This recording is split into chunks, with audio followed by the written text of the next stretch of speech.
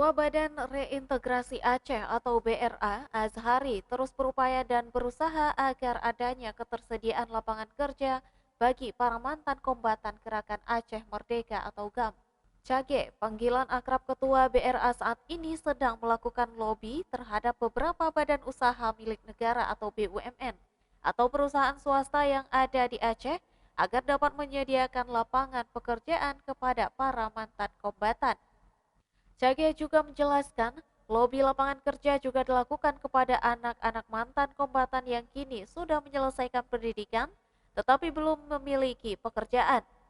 Kita memang dalam waktu sesegera mungkin ya, untuk duduk dengan seluruh BUMN dan perusahaan swasta skala besar yang ada di Aceh agar ini benar-benar bisa menampung kombatan masyarakat korban konflik, tapol-napol dan anak-anak korban konflik yang mereka juga sudah besar, sudah menyelesaikan pendidikannya yang sekarang belum ada pekerjaan.